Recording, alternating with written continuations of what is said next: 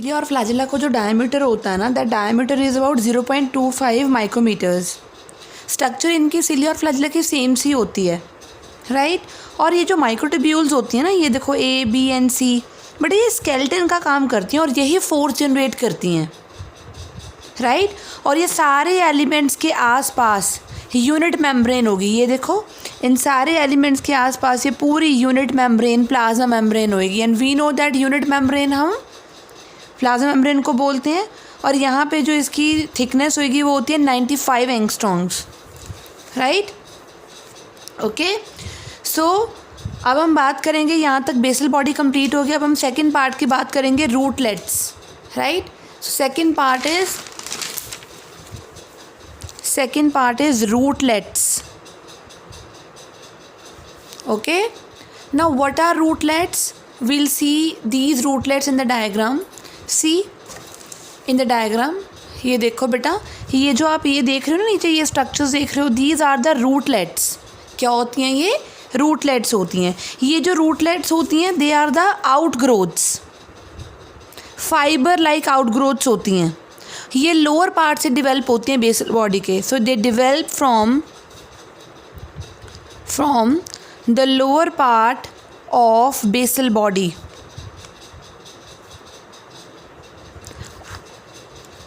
Right.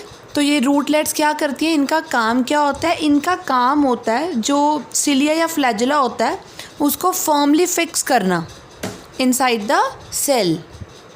Okay, now third part is the basal plate. Basal plate, तो basal plate की structure को देखने के लिए हमें दोबारा से डायग्राम पे नज़र मारनी होगी। ये देखो बेसल प्लेट, ये देखो दिस वन, ये स्ट्रक्चर जो मैंने बीच में ड्रॉ करी है बेटा, ये अगर आप ध्यान से देखो तो ये जो बेसल प्लेट है ना, वो at the level of plasma membrane के लेवल तक आई हुई है, राइट। तो basal plate is below the plasma membrane, basically it reaches at the level of plasma membrane, right. So it is basically present at the level of plasma membrane, right। और मैं आपको एक चीज़ और कंफर्म कर दूं यहाँ पे बेटा, बेसल प्लेट तक आते बेटा एक सब फाइबर जो होती है सी वाली, राइट, ये मुझे नहीं ड्रॉ करनी चाहिए यहाँ पे, सी वाली जो सब फाइबर होती है वो लॉस्ट हो जाती है। ओनली कौन सी रह जाती है? A and B, only A and B रह जाती हैं। सी वाली सब फाइबर क्या हो जाती है? लॉस्ट हो जाती है, इट डिसअपीयर्स। बेसिकली इसके स्ट्रक्चर का पार्ट है ये कि सी वाली जो फाइबर होती है that disappears. So in this area only two sub fibers are present, one usually disappears। तो ये बात होगी हमारी basal plate, shaft and basal body की। अब हम डिस्कस करेंगे the fourth part, that is the most important, shaft region, right. बड़े शाफ्ट जो होता है ना, मैं आपको बताऊं, जो शाफ्ट होता है वो इस तरह से होता है, see like this, see in the diagram clearly depicts all the things. ये मैंने नीचे वाला पार्ट बना दिया, देखो ये रूटलेट्स हो गई, ये बेसल प्लेट हो गई, राइट। और ये 3 मैंने ट्रिपलेट्स के फॉर्म में दिखानी शुरू कर दी है, राइट। और ऊपर अब ये सारा का सारा ये जो स्ट्रक्चर होएगा, जो हेयर लाइक स्ट्रक्चर निकली होएगी सिलिया या फ्लैजिला की, उसको हम शाफ्ट बोलते हैं। क्या बोलते हैं? शाफ्ट। तो मेन अब हम शाफ्ट की स्ट्रक्चर डिस्कस करेंगे। So shaft is actually hair like part of flagella और सिलिया, राइट। बेटा सिलिया और फ्लैजिला में फ़र्क क्या होता है? शाफ्ट का फ़र्क होता है, शाफ्ट छोटा होता है सिलिया का, right. Cilia has 5 to 20 micrometer long shaft, whereas जो फ्लैजिला होता है उसका जो शाफ्ट होता है वो बड़ा होता है, that is 100 to 200 micrometres long. Okay, clear. जो फ्लैजिला होता है बेटा, फ्लैजिला 2 तरह का होता है। एक होता है टेंसल टाइप और एक होता है विप्लश टाइप। ये सब आप लोग कर चुके हो in the previous chapters. Tensile type क्या होता है? Hairy, like this. फ्लैजिला के ऊपर एडिशनल हेयर्स होंगे ये। So tinsel type it contains hairy outgrowths, it contains hairy outgrowths. Whereas जो विप्लश टाइप होता है वो स्मूथ होता है, it is smooth. So this one is whip like, चाबुक की तरह स्मूथ। अब मैं आपको बताऊंगी शाफ्ट की इंटरनल स्ट्रक्चर कैसी होती है। शाफ्ट की इंटरनल स्ट्रक्चर तो आपको ये बात तो क्लियर होनी चाहिए कि जो शाफ्ट होता है उसमें सिर्फ 2 ही फिब्रिल्स रह जाती हैं, ए एंड बी। सी जो होता है वो लॉस्ट हो जाता है। तो सी मैं आपको टीएस दिखा रही हूँ, TS of the shaft. See in the diagram, मैंने अभी ये डायग्राम, जो नीचे वाली डायग्राम है इसको देखो, ये वाली। तो ये ध्यान से अगर चीज़ देखोगे तो इंटरनली शाफ्ट के अंदर बेटा सेमी फ्लूइड मैट्रिक्स होता है जो आपको नज़र नहीं आ रहा, लेकिन आपको ये ज़रूर नज़र आ रहा है कि मैंने डबलेट्स बना रखी हैं। ये देखो, this one is A and this one is B, this one is A, this one is B. ऐसी नॉर्म प्रेजेंट है। I am not making all, time wastage है मियरली और कुछ नहीं। तो ऐसी 1 2 3 4 5 6 7 8 9 डबलेट्स बनाई हैं पेरिफेरी पे। सी नहीं है, ए और बी प्रेजेंट है। यानी कि मैं बोल सकती हूँ 9 डबलेट्स पेरिफेरल फिब्रिल्स, और सेंटर में क्या होती हैं? 2 सिंगलेट्स। देखो मैंने अलग अलग बनाई है, इनको जोड़ा नहीं है। 2 सिंगलेट्स हैं ये।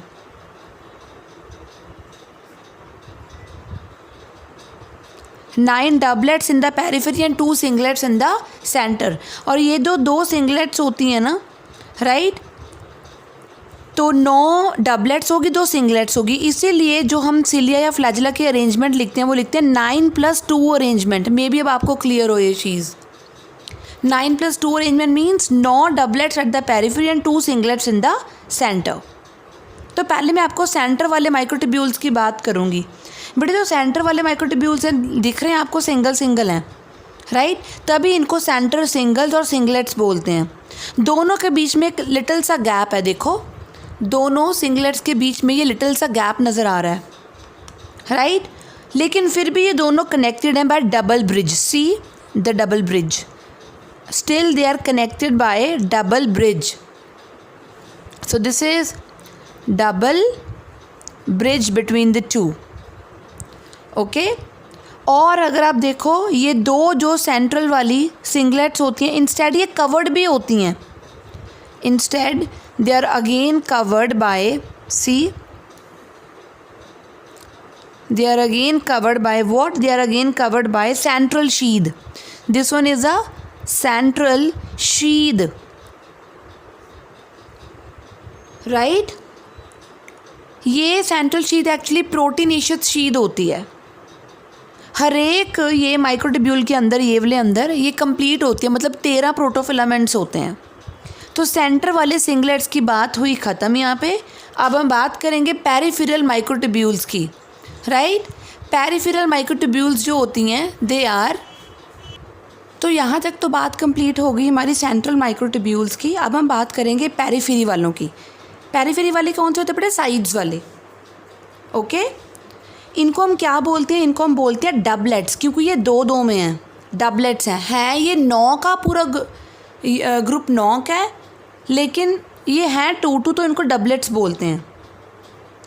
क्यों कहते हैं डबलेट्स? बिकॉज इसमें ए सब फाइबर भी है, बी सब फाइबर भी है।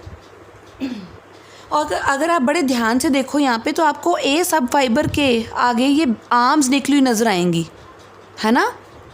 नज़र आ रही है ना ये आर्म्स? बेटे इनको हम बोलते हैं बेंट आर्म्स।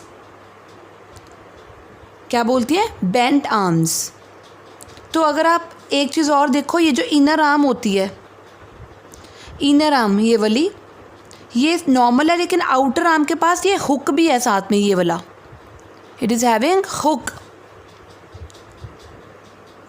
राइट? और ये जो दोनों आर्म्स होती हैं ना बेटा, ये बनी होती है एक पर्टिकुलर टाइप ऑफ प्रोटीन की। उस प्रोटीन का नाम होता है डाइनिन प्रोटीन। क्या बोलते हैं? Dynein protein. और ये जो प्रोटीन होता है बेटा, इसकी ATPase लाइक एक्टिविटी होती है।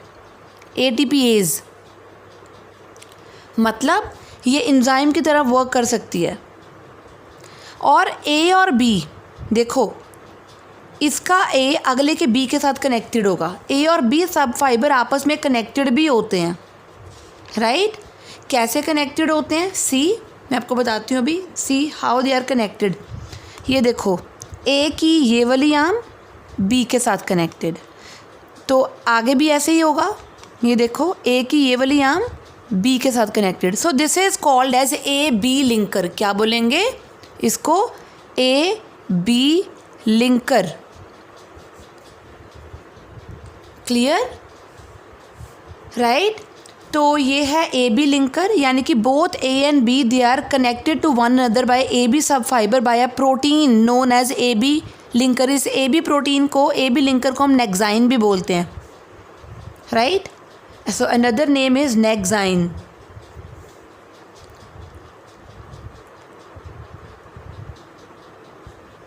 क्लियर। और ए बी जो लिंकर होता है ये बहुत इलास्टिक होता है, बहुत इलास्टिक। ये 30 नैनोमीटर से लेकर अबाउट कुछ 250 नैनोमीटर तक एक्सटेंड हो सकता है, स्ट्रेच हो सकता है विदाउट ब्रेकिंग। बिना टूटे ये एक्सटेंड हो सकता है, राइट। और अगर अब आप डायग्राम देखोगे, ए से ना, ए वाली सब फाइबर से रेडियल स्पोक निकल रहा है। ये देखो ए वाली सब फाइबर से यहाँ से रेडियल स्पोक अंदर की तरफ, ये सेंट्रल डबलेट्स की सिंगलेट्स की तरफ अंदर आ रहा है। ये जो स्पोक होता है, ये जो कॉलम होता है सेंटर की तरफ आ रहा है, इसको हम क्या बोलते हैं, स्पोक। प्रोटीनेशियस स्पोक होता है ये, राइट। और अंदर की तरफ ये काफ़ी ज़्यादा ब्रॉड होता है एज़ कम्पेयर टू बाहर वाली साइड। तो ये देखो मैं बना रही हूँ यहाँ पे, ये काफ़ी यहाँ पे बनाऊँगी ये ब्रॉड। ये देखो ऐसे ही यहाँ से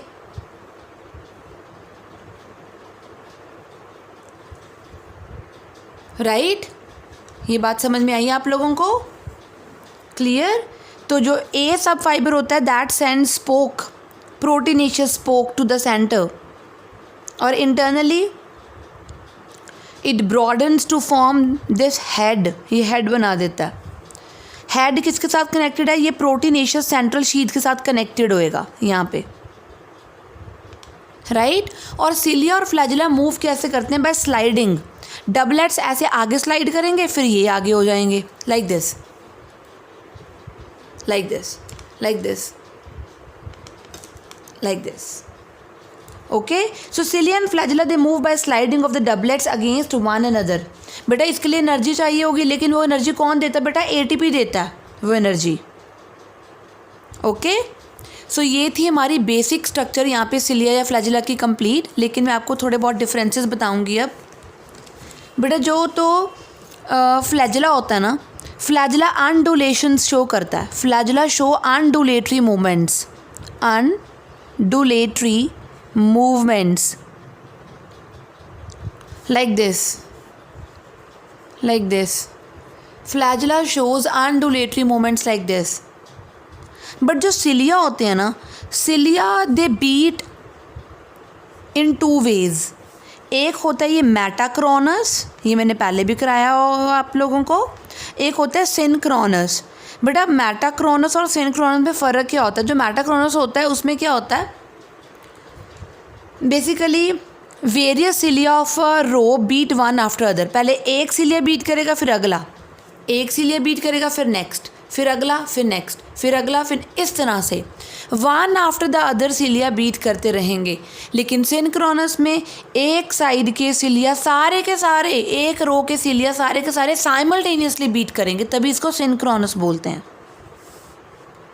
ओके, नाउ हम बात करेंगे functions of cilia and flagella.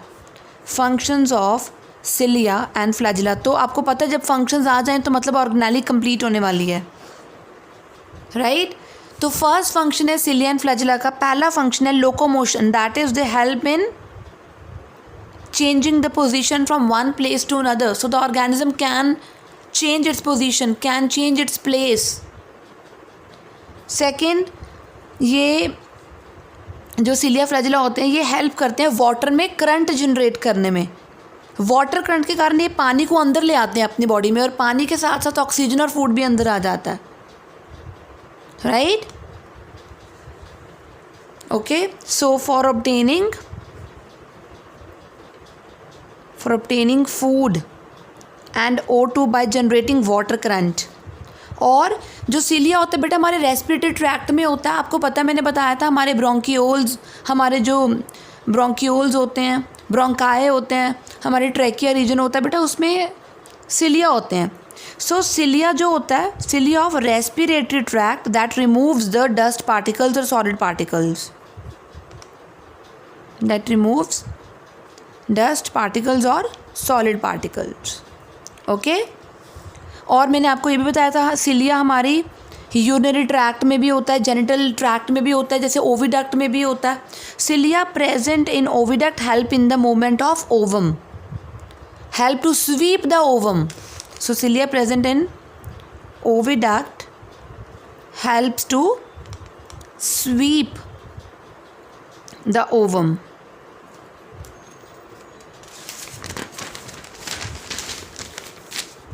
Okay, next point is जो सिलिया होता है बेटा दैट सिलेंट्रेट्स में, बेटा पढ़ चुके हो सिलेंट्रेटा. अब सिलेंट्रेटा का जो सिलिया होता है ना, दे बेसिकली उनके जो कैविटी होती है that is a gastrovascular cavity.